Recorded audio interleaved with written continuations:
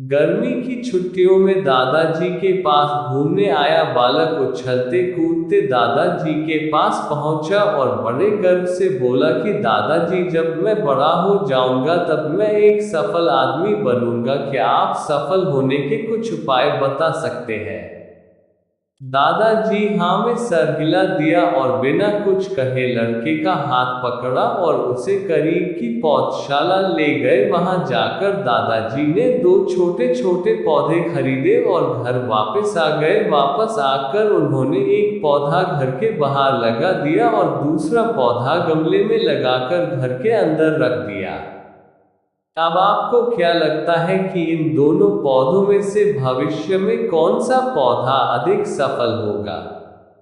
दादाजी ने लड़के से पूछा। लड़का कुछ समय तक सोचते रहा और फिर बोला, घर के अंदर वाला पौधा ज्यादा सफल होगा क्योंकि वो हर एक खतरे से सुरक्षित है, जबकि बाहर वाले पौधे को तेज धूप, आंधी, पानी और जानवरों से भी खतरा है।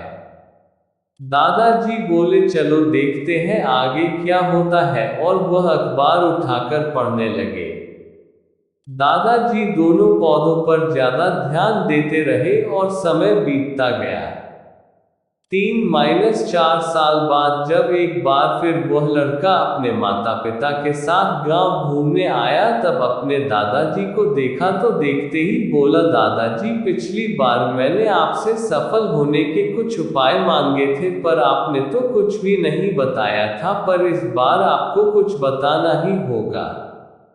दादाजी मुस्कुराए और लड़के को उस जगह ले गए जहां उन्होंने गमले में पौधा लगाया था। अब वह पौधा एक पेड़ में बदल चुका था। लड़का बोला, देखा दादाजी, मैंने कहा था ना कि ये वाला पौधा ज्यादा सफल होगा।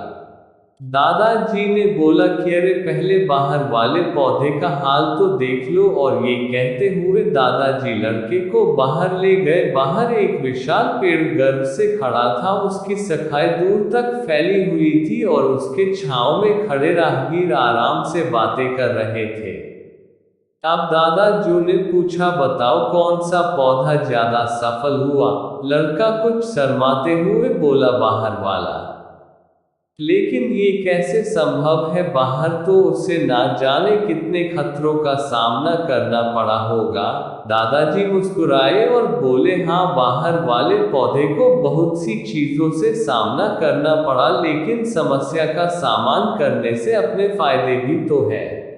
बाहर वाले पौधे के पास आजादी थी कि वह अपनी जड़ें जितनी चाहे उतनी फैला ले, अपनी शाखाओं से आसमान को छू ले, और तुम जिस आंधी तूफान से इस पेड़ के लिए मुसीबत समझते थे, उसी आंधी तूफान ने ही इस पेड़ की जड़ों को इतना मजबूत बना दिया है कि आज एक छोटा सा आंधी तूफान इस पेड़ का कुछ भी नहीं बिगाड़ सकता।